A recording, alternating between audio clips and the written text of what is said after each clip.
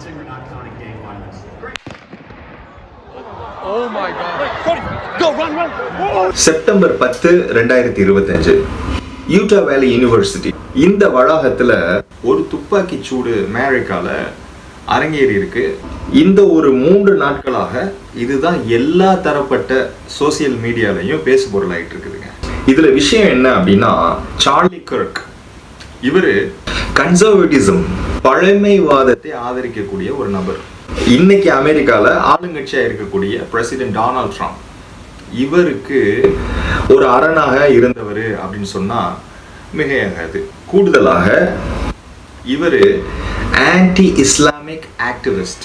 நிறைய நம்ம இவருடைய பேச்சுக்களை பார்க்கலாம். திறமையான பேச்சாளர், மாற்று கருத்து கிடையாது. அண்ட் ஆல்சோ நல்ல ஆக்டிவா இருக்கக்கூடிய ஒரு இளைஞர். ஆயிரக்கணக்கான மக்களுக்கு முன்னாடி, குறிப்பா ஸ்டூடெண்ட்ஸ் முன்னாடி சுட்டு கொல்லப்படுறாருங்க.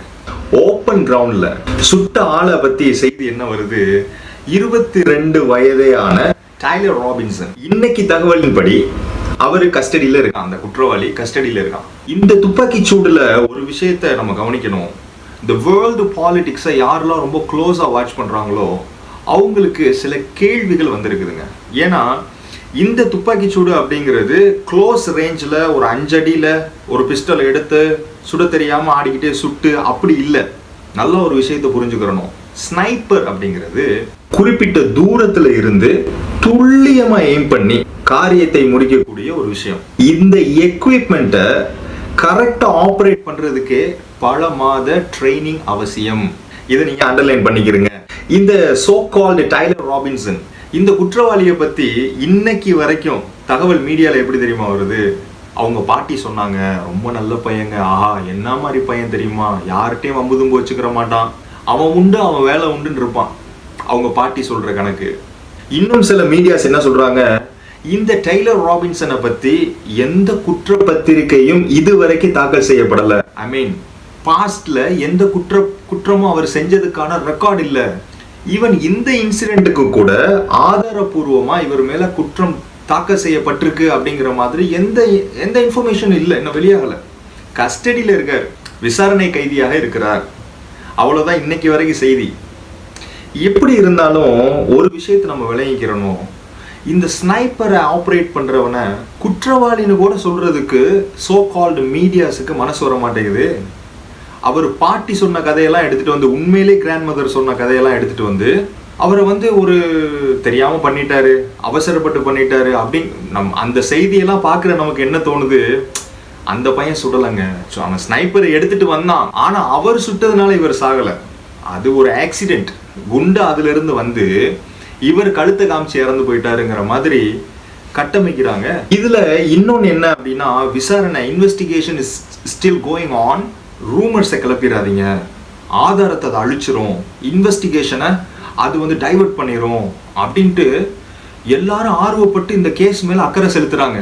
ஏப்பா டைலர் ராபின்சன்ற பையன் முஸ்லீம் இல்லாதனாலயா? நமக்கு ஆச்சரியமே கிடையாதுங்க. இன்னும் கொஞ்ச நாள்ல டைலர் ராபின்சன் ஹமாஸுடைய சீக்ரெட் ஏஜென்ட். அவர் உண்மையான பேரு இப்ப அப்துல்லா அபுபக்கராகவோ முகமது வலியுல்லாவோ மாத்திட்டாரு அப்படின்னு சொன்னா கூட ஆச்சரியம் கிடையாது. வெஸ்டர்ன் மீடியா சொல்லக்கூடிய நபர்கள் வச்சுக்கிறீங்க. ஒரு ஸ்னைப்பர் எடுத்துட்டு வந்து 1000 பேருக்கு முன்னாடி குறிப்பிட்ட தூரத்துல மேல இருந்துகிட்டு அவன் மூஞ்சில எய்ம் பண்ணியிருக்க வாய்ப்பு இருக்குது. அவர் அண்ணாந்து பார்த்ததுனால கழுத்துல விழுந்துச்சா என்னன்னு தெரியல. ஆளை க்ளோஸ் பண்ணிட்டான், ஒரே ஷாட்ல ஆளை முடிச்சுட்டான். அவனை ஒரு கொலகாரன்னு சொல்ல மாட்டேங்குது இந்த மீடியா, அவனும் ஒரு தீவிரவாதின்னு சொல்ல மாட்டேங்குது இந்த மீடியா, அவனை உருவாக்குனவங்கள தீவிரவாத அமைப்புன்னு சொல்ல மாட்டேங்குது. அவனுக்கு முஸ்லீம் பேர் இல்லாததுனாலேயே அவனை ஏதோ தெரியாம சுட்டுட்டாங்க. நல்ல பையங்க, படிக்கிற பையங்க, அவன் தெரியாம எடுத்துட்டு வந்துட்டான், விளையாட்டுத்தனமா சுட்டுவிட்டான். அவனுக்கு இவர் பேச்சு பிடிக்கலங்க. அவருடைய ஃப்ரெண்ட்ஸ் எல்லாம் டிரான்ஸ்ஜெண்டரு, இந்த எல்ஜிபிடியில் உள்ள பசங்க, அவங்கள மாடர்னைசேஷன் இப்போ உள்ள வெஸ்டர்ன் கல்ச்சர் அடாப்ட் பண்ணி இருக்கிறாங்க. இவர் பழமைவாதத்தை பேசுறாரு. எப்போ பார்த்தாலும் இந்த பையன் அவரை குறை சொல்லிக்கிட்டே இருப்பாங்க. பாருங்க எதுல கொண்டு வந்து விட்டுருச்சு பாருங்க. அவர் பேசின பேச்சு, யாரு சார்லி கர்க் பேசின பேச்சு இந்த பையனை சுடுற அளவுக்கு இவனை வெறுப்படைய வச்சிருச்சு அப்படின்னு அவன் ஏதோ மனித புனிதர் மாதிரி பேசிக்கிட்டு இருக்காங்க சோசியல் மீடியால. இதை ஒரு டிபேட்டாவே எடுத்துக்கிற மாட்டேங்கிறாங்க. இது சார்லி கர்க்குக்கு பதிலாக ஒரு முஸ்லீம் இறந்திருந்தாரு அப்படின்னா அமெரிக்கால இது ஒரு துண்டு செய்தியா கூட வந்திருக்காது. சுட்டவன் முஸ்லீமா இருந்திருந்தான்னா இன்னும் மட்டும் இஸ்ரேலுக்கு சப்போர்ட் பண்ணி ஆயுதத்தை இறக்கி ஹமாஸை அடிக்கிறதுக்கு இது ஒரு நல்ல காரணமா அமைஞ்சிருக்கும். ஒரு விஷயங்க, வெஸ்டர்ன் மீடியா எப்போ பார்த்தாலும் அவங்க துப்பாக்கிகளும் தோட்டாக்களும் வெடிகுண்டுகளும் நியூக்ளியர் பாம்பும் ஒன்று முஸ்லிம்களுக்காக உருவாக்கப்பட்டுச்சு, அவங்க தான் உருவாக்குறாங்க, இது எல்லாமே அவர்களுடைய ஒரு கட்டமைப்பு, இது எல்லாமே அவர்கள் கண்ட்ரோல் பண்ணி வச்சிருக்காங்கன்னு இஸ்லாமிய தீவிரவாத அமைப்பு பக்கமே திருப்பிக்கிட்டு இருந்தாங்க. இன்னொரு பக்கம் இந்த so called hypersonic supersonic missiles, இந்த தடுக்கக்கூடிய டிவைசஸ், இது எல்லாமே தீவிரவாத அமைப்புகிட்ட இருந்து ஏதாவது அட்டாக் வந்தால் நம்ம நாட்டை தடுக்கிறதுக்குன்னு ப்ரோபகண்டா பண்ணிக்கிட்டு இருந்தாங்க. அமெரிக்காவை பொறுத்தளவில் உலகத்துலங்க வேர்ல்டு வார் 2க்கு அப்புறம் நீங்கள் எடுத்துக்கிறீங்க, எங்கே பிரச்சனை வந்தாலும், எங்கே போர் வந்தாலும், எங்கே சண்டை நடந்தாலும், ஒன்று சண்டையே இவங்களே ஒரு தீவிரவாத அமைப்பை இஸ்லாமிக் பேரில் உருவாக்கி பிரச்சனை பண்ணுவாங்க, இல்லை அங்கேயே ஒரு பிரச்சனை புகஞ்சுக்கிட்டு இருந்துச்சு அப்படின்னா அதை ஊதி பெருசாக்கி பஞ்சாயத்து பண்ணுவாங்க. உலகத்தில் எங்கே சண்டை நடந்தாலும் வி ஆர் பீஸ் மேக்கர்ஸ், நாங்கள் உலகத்தில் அமைதியை நிலைநாட்டுறோம்னு சொல்லிட்டு வரிஞ்சு கட்டிக்கிட்டு உலகம் ஃபுல்லாக ஏஜென்ட்டை வச்சுக்கிட்டு என்ன செய்கிறாங்க, அமெரிக்கா ஒரு நாடகம் போட்டுக்கிட்டு இருக்கிறாங்க. உள்நாட்டில் 1000 பேருக்கு முன்னாடி ஒரு சின்ன பையன் ஸ்னைப்பர் எடுத்துகிட்டு வந்து அவ்வளோ பெரிய செலிபிரிட்டி, அவருடைய கொள்கையில் நமக்கு மாற்று கருத்து இருக்கலாம், இப்போவும் சொல்கிறேன், அவர் இறந்தது, அவரை கொன்றது கண்டனத்திற்குரிய ஒரு செயல். அவருடைய குடும்பத்துக்கு இறைவன் மன நிம்மதியை கொடுத்து அவங்கள பாதுகாத்து நேர்வழிப்படுத்தணும். ஆனால் கூட ஒரு சின்ன பையங்க, 22 வயசு பையன் ஸ்னைப்பர் அட்டாக் பண்ணியிருக்கான் அப்படின்னா அவன் எப்படி ட்ரெயின் பண்ணியிருக்கணும், அவன் மன ரீதியாக எப்படி உருவாகி இருக்கணும். ஒரு மனித மிருகமாக அவனை மாற்றிருக்காங்கன்னா யார் மாற்றிருக்காங்க? அவங்க அமைப்பு இஸ்லாமிய அமைப்பு இல்லை, அந்த பையன் இஸ்லாமியனா இல்லை அப்படிங்கிறதுனால ஏதோ தெரியாமல் பண்ணிட்டாங்கிற மாதிரி சித்தரிக்கிறீங்களே, உங்களுக்குலாம் மனசாட்சி இல்லையா? இந்த சம்பவம், இந்த சார்லி கிளர்க் இவருடைய மர்டர் நமக்கு என்ன கற்றுத்தருது அப்படின்னா, அமெரிக்காவுடைய வண்டவாளத்தை உடைச்சு காட்டிருச்சு உலக மக்களுக்கு. அதுவும் இந்த ஜியோ பாலிட்டிக்ஸை க்ளோஸாக வாட்ச் பண்ணுறவங்களுக்குலாம் ஒரு விஷயம் தெரிஞ்சிருச்சு, ஊரில் யார் யார் என்னென்ன பண்ணுறான்னு கிரிட்டிசைஸ் பண்ணுற நீங்கள் யுனைடெட் ஸ்டேட்ஸ், உள்ளூர்லேயே ஒருத்தன் இருக்கிறான், அப்போ ஒரு சின்ன பையன் இந்த அளவுக்கு மனசில் ரெடியாகி சிங்கிளாக இந்த அட்டாக்கை நிறைவேற்றிட்டான், சக்ஸஸ்ஃபுல்லாக முடிச்சிட்டான் அப்படின்னா இவனுக்கு பின்னாடி எவ்வளவு கேங் இருக்கும், இவனுக்கு பின்னாடி என்ன மாதிரியான சீக்ரெட் சொசைட்டிஸ் ஒர்க் பண்ணிக்கிட்டு இருக்கிறாங்க. அமெரிக்காவோட இன்டெலிஜென்ஸை பற்றி நம்ம புரிஞ்சுக்கிறணும். உலகத்தில் யார் என்ன செய்கிறா, யார் என்ன மோட்டிவ்ல இருக்காங்கங்கிறத ரொம்ப துல்லியமாக டீட்டெயில் எடுத்து ஒன்று சேர்ப்பாங்க. அந்த காம்ப்ரிஹென்சிவ் ஆக்ட் அப்படிங்கிறது இருக்குது இல்லையா, இன்டகிரேட் பண்ணுறது எல்லாத்தையும். இதில் Americans, so called Israel, America, இவங்கெல்லாம் ஒருத்தவங்க ரொம்ப சப்போர்ட்டிவாக இருப்பாங்க. ஆனால் இந்த 2 நாடுமே உள்ளே இருக்கிற பிரச்சனையை சரி பண்ண மாட்டாங்க. என்னைக்குமேங்க வரலாறு நமக்கு ஒன்று தான் கற்றுத்தருது, எந்த ஒரு சோ கால்டு வல்லாதிக்க நாடுகளாக இருந்தாலும் அவர்களுடைய ஆட்டம் ஒரு எல்லையை மீறி போகும் பொழுது அவங்களுக்கு உள்ளேயே பிரச்சனை உருவாகி அவர்களை நாசப்படுத்திடும். இதுதான் வரலாறு நமக்கு கற்றுத்தருது. வேர்ல்டு வார் 1, வேர்ல்டு வார் 2 எந்த நாடுங்க ஆடலை, இன்னைக்கு அவங்கெல்லாம் அட்ரஸே இல்லாமல் போயிட்டாங்க. இன்னைக்கு அமெரிக்கா கையில் ஆடக்கூடிய சாவி இருக்குது, ஆடுறாங்க. விஷயத்துக்கு வருவோம். இந்த டைலர் ராபின்சன் இன்னைக்கு வரைக்கும் தகவல் என்ன அப்படின்னா, அவர் கஸ்டடியில் இருக்கிறதே அண்டர் இன்வெஸ்டிகேஷன் தான். அவர் என்ன மோட்டிவ்ல அந்த குற்றவாளி செஞ்சான், அவருக்கு பின்னாடி யார் யாரெல்லாம் இருந்து இதை இயக்குனாங்க, இந்த சார்லி கிளர்க்கை கொல்லக்கூடிய நோக்கம் என்ன, இது எல்லாத்தையும் இன்வெஸ்டிகேஷன் ரிப்போர்ட் வெளியாகும் தெரியுமா, அப்போ தான் நமக்கு கிளியராக புரியும். ஆனால் கூட இந்த சஸ்பெக்ட் ஆதாரம் இல்லாமல் இந்த பையனை பிடிச்சிருப்பாங்க. நியூஸில் எப்படி சொல்கிறாங்க, அவருடைய ரிலேட்டிவ் ஒருத்தர் சொன்னார், எப்போ பார்த்தாலும் சார்லி கிளர்க்கை விமர்சிச்சே இந்த பையன் பேசிக்கிட்டு இருப்பான், இப்போ நடந்த மீட்டிங் கூட அவனுக்கு பிடிக்கல, அதனால இவன் தான் பண்ணியிருப்பான்னு அவர் சொன்னாருன்னு. இதை சொல்கிறதுக்கு எப்படிங்க மனசு வருது? எங்கள் போலீஸ்க்கு வேலை என்ன, யாராவது ஃபோன் அடிச்சோன்னா போய் அரெஸ்ட் பண்ணிட்டு வர்றதானா? பட் சும்மா துப்பாக்கியை வச்சுக்கிட்டு காதில் மாட்டிக்கிட்டு அங்கிட்டு இங்கிட்டு சுற்றிக்கிட்டு இருக்கிறவங்களுக்குலாம் என்னதான் வேலை? ஒரு பாமர மக்களா இது நமக்கு ஒரு கேள்வி வருதா இல்லையா? எப்போ பார்த்தாலும் காதில் கையை வச்சுக்கிறானுங்க, அப்படிங்கிறானுங்க, கூட்டமாக போகிறானுங்க, எங்கே பாரு யாரை பாரு பிடிச்சி விசாரிக்கிறது என்ன, அரெஸ்ட் பண்ணுறது என்ன. அப்போ ஒரு சஸ்பெக்ட் சுட்டுட்டு போயிட்டான், அவனுடைய சோகால்டு உறவினர் சொல்ல போய் தான் உங்களுக்கு அவனை அடையாளம் தெரியுது அப்படின்னா அமெரிக்கன் இன்டெலிஜென்ஸ் உடைய லட்சணம் இந்த ஒரு போஸ்ட்லேயே தெரிஞ்சுக்கலாம். இப்போவும் சொல்கிறேன், இது அதிகாரப்பூர்வ தகவல் கிடையாது. இது எல்லாமே ஒரு நரேட்டிவ், அவ்வளவுதான். இதுல இருந்து நம்ம புரிஞ்சுக்கிற வேண்டிய விஷயம் அப்படின்னு பார்த்தா, இந்த சோ கால்ட் அமெரிக்கன் இன்டெலிஜென்ஸ்லாம் உள்நாட்டுல தோத்துட்டாங்க. இவங்க உள்ளூர் பாதுகாப்பை நீங்க சரி செய்ய வக்கில்ல, நீங்க ஊர்ல உள்ள பாதுகாப்பை பத்தி நீங்க அட்வைஸ் பண்றீங்க, கிரிட்டிசைஸ் பண்றீங்க. இனிமேலாவது இந்த அமெரிக்கா அப்படிங்கிற அந்த ஒரு பிரம்மாண்டத்தை நம்ம கட்டுறோம் இல்லையா, அதை நம்ம கொஞ்சம் குறைச்சிக்கிறோம். ஏன்னா யாரெல்லாம் நம்ம பில்டப் பண்ணி வச்சிருக்கிறோமோ இந்த சொசைட்டியில, அவங்க எல்லாருமே ஒன்னா நம்பர் ஃப்ராடா இருக்கிறாங்க. ரொம்ப ஸ்மார்ட்டா பொய் சொல்லி ப்ரோபகண்டாவை கிரியேட் பண்ணக்கூடிய ஒரு ஸ்ட்ராட்டஜி தெரிஞ்சவங்க தான் இந்த சோ கால்டு யுனைடெட் ஸ்டேட்ஸும் இஸ்ரேலும். இது நம்ம அடிப்படையை புரிஞ்சுக்கிறணும். ஏன் இந்த தகவலை நான் சொல்றேன் அப்படின்னா, FBI, DHS, department of homeland security அப்படின்னு சொல்லுவாங்க. இவங்க த்ரெட் அசஸ்மெண்ட் டீம் அப்படின்னு ஒன்று இருக்குதுங்க. இவங்களுடைய வேலை என்ன அப்படின்னா, இந்த மாதிரியான ஏதாவது ஒரு அச்சுறுத்தல் இருந்துச்சு அப்படின்னா அதை முன்னக்கூட்டியே ஆக்சஸ் பண்ணிடுவாங்க. அண்ட் ஆல்சோ ஏதாவது ஒரு சம்பவம் நடந்தால் கூட அதை ரொம்ப துல்லியமாக ப்ரிசைஸாக என்ன செய்வாங்க, அதை ஃபாலோ பண்ணி அதோடைய ரூட் காஸ் வரைக்கும் எடுத்துருவாங்க. ஓகே, இவங்க என்ன சொல்கிறாங்கன்னா, lone actor attacks are driven by personal grievance mixed with ideology not orchestrated by clandestine lodges.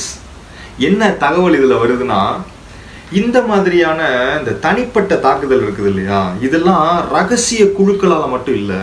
இதெல்லாம் சில குறை இருக்குது தனிநபர்கிட்ட, ஆனால் கருத்தியல் ரீதியாக ஒரு உந்துதல் வருது, அதனால செஞ்சுட்டாங்க அப்படிங்கிறாங்க. இதே ஒரு முஸ்லீம் செஞ்சிருந்தான்னா நீங்க இப்படிலாம் பொறுமையா கருத்து சொல்லிக்கிட்டு இருப்பீங்களா? இன்னும் மட்டும் ஒரு கலவரத்தை உண்டு பண்ணிருக்க மாட்டீங்களா உலகம் ஃபுல்லா? இப்ப ஹமாஸ் அடிக்கிறதுக்கு நீங்க காரணம் தேடிக்கிட்டு இருக்கிறீங்க.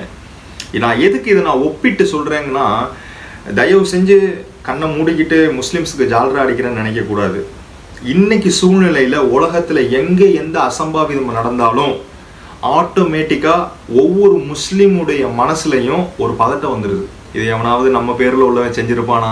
ஏன்னா உளவியல் ரீதியாகவே கொரோனாவை விட பெரிய நோய் இங்கே பரவிக்கிட்டு இருக்குது. ஒன்று முஸ்லிம்களுக்கு ஒரு இன்ஃபீரியாரிட்டி காம்ப்ளெக்ஸ், அண்ட் ஆல்சோ இமாஸ்குலேட்டட் பீப்புளாக நாங்கள் மாறிக்கிட்டு இருக்கிறோம். அதான் உண்மை. ஏன் தெரியுமா?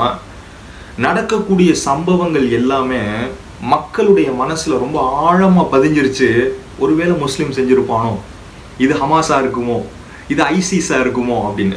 இந்த சந்தேகங்கள்லாம் பொதுமக்கள்கிட்ட வர வர அவங்க பார்க்குற பார்வை ஒவ்வொரு முஸ்லீமுக்கும் அச்சுறுத்தலான பார்வையாகவே தான் இருக்குது. ஒரு இன்செக்யூர் ஃபீல் ஒவ்வொரு முஸ்லீமுக்கு தன்னை போலே வந்துடுதுங்க. இல்லை நான் உண்மையிலேயே ஜனநாயகவாதி தான் அப்படின்னு ப்ரூவ் பண்ண வேண்டிய இடத்துல ஒவ்வொரு முஸ்லீமும் தள்ளப்படுறான். இந்த அப்ரஸ்ட் பண்ணுறோம், சப்ரஸ்ட் பண்ணுறோம்லாம் சொல்கிறாங்கல்ல, ஒடுக்கப்பட்ட வஞ்சிக்கப்பட்ட சமுதாயம்னு. அவங்கெல்லாம் முஸ்லிம்ஸோட கம்பேர் பண்ணல எவ்வளவோ உயர்ந்த இடத்துல இருக்கிறாங்க. ஏன் தெரியுமா? உலகத்தில் எங்கே ஒரு கொலை நடந்தாலும், ஒரு துப்பாக்கி சூடு நடந்தாலும், ஒரு குண்டு வெடிச்சாலும் மக்கள் கண்ணை மூடிட்டு முதல்ல யோசிக்கிறது இது எந்த முஸ்லீமா இருக்கும், எந்த முஸ்லீம் அமைப்பா இருக்கும், எந்த தீவிரவாத அமைப்பா இருக்கும்னு தான் யோசிக்கிறாங்க. இன்னைக்கு நீங்க தெரிஞ்சுக்கிறீங்க, ஒரு 22 வயசு பையன், சின்ன பையன், அவனால ஒரு ஸ்னைப்பர் அட்டாக் பண்ணி அந்த அமெரிக்காலேயே முக்கியமான ஒரு செலிபிரிட்டியை ஒன் ஷாட்ல கொல்ல முடியுது அப்படின்னா, நீங்க இனிமேலாவது புரிஞ்சுக்கிறணும், இந்த தீவிரவாதம் அப்படிங்கிறது முஸ்லிம்களுக்கு சொந்தமானது இல்லை. இன்னும் சொல்ல போனா, நீங்கள்லாம் நம்பக்கூடிய இந்த முஸ்லிம் தீவிரவாத அமைப்புகள்லாம் இருக்காங்கல்ல, இவங்களே இந்த சோ கால்டு வெஸ்டர்ன் இன்ஃப்ளூயன்ஸால் உருவாக்கப்பட்டவங்க தான். நீங்க அதை எங்க இருந்து வேணாலும் எடுங்க, அல்கொய்தா, ஐசிஸ், யாரை வேணாலும் நீங்க எடுத்துக்கிறீங்க. வாயில நுழையாத பேரா இருக்கும், எல்லாம் அரேப்ல ABCDல உள்ள எல்லா எழுத்துலையும் தீவிரவாத அமைப்பு இருக்கும். அது எல்லாத்தையும் திட்டமிட்டு உருவாக்கியவர்கள் இந்த யுனைடெட் ஸ்டேட்ஸை சார்ந்தவர்கள். இவங்களுக்கு பின்னாடி இயங்கக்கூடிய சீக்ரெட் சொசைட்டிஸ். ஏன்னா ஒரு நாட்டுல பிரச்சனையை உண்டு பண்ணணும் அப்படின்னா ஸ்ட்ராங்கான சித்தாந்தத்தை பின்னாடி கொண்டு போய் சொருகணும். அதுக்கு இவர்கள் பயன்படுத்தியது தான் இஸ்லாமிய தீவிரவாதம். அப்ப இவர்களுடைய பிளான்ல இவங்க சக்சஸ் பண்ணிட்டாங்க. இன்னைக்கு உலகத்துல நீங்க எந்த நாட்டுக்கு போங்க, தீவிரவாதம்னு நடந்துச்சுனாலே அவங்களே முடிவு பண்ணிடுவாங்க இது ஒரு முஸ்லீம் தான் செஞ்சிருப்பான்னு. அன்லெஸ் உண்மையான குற்றவாளியை கண்டுபிடித்து அடையாளம் காட்டினாலே தவிர அந்த இன்பிட்வீன் கேப்ல எல்லாருடைய மனநிலையுமே இது ஒரு முஸ்லீம் தான் செஞ்சிருப்பான்னு முடிவுக்கு வந்துடும். அதனாலதான் நான் முன்னாடி சொன்னேன், இன்னும் கொஞ்ச நாள்ல இந்த இந்த சோசியல் மீடியால என்ன வர வாய்ப்பு இருக்கு அப்படின்னா, இந்த பையன் இருக்காருல்ல துப்பாக்கி எடுத்து சுட்டவர், அவர் தெரியாம சுட்டிருப்பாருன்னு ஒன்று கொண்டு வருவாங்க, இல்லை பைத்தியம் அப்படின்னு கொண்டு வருவாங்க. அப்படி இல்லையா, இந்த பையன் கன்வெர்டட் முஸ்லீம்ங்க, ரிவர்ட்டடுங்க, ஆல்ரெடி கன்வெர்ட் ஆயிட்டான், முன்னாடி நல்லா இருந்தான் அந்த டைலரு, கன்வெர்ட் ஆனா பார்த்தீங்களா ஹமாஸ்க்கு சீக்ரெட் ஏஜென்ட்டாக போயிட்டான். அப்படியே ஹமாஸ் இழுத்துட்டாங்க.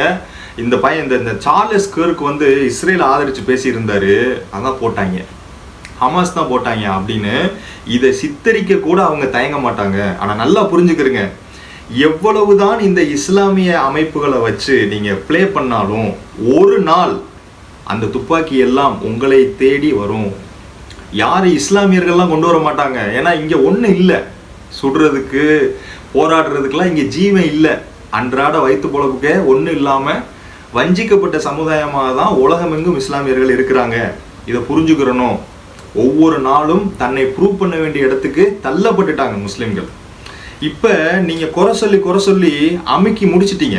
இன்னைக்கு உங்களில் இருந்தே நீங்க உருவாக்கின இந்த தீவிரவாத சிந்தனை அப்படிங்கிறது உங்களையே அழிக்கிறதுக்கு ரெடி ஆயிருச்சு. அதுக்கு உதாரணம் தான் இந்த சார்லஸ் கிர்க்கனுடைய மரணம், இந்த கொலை சம்பவம். இனிமேலாவது பொதுமக்கள் பார்க்குறவங்க எங்கே குண்டு வெடிச்சாலும் முஸ்லிமை நோக்கி திருப்பாம கொஞ்சம் ஆய்வுக்கு உட்படுத்துகிறது ஆரோக்கியமான சிந்தனையாக இருக்கும்.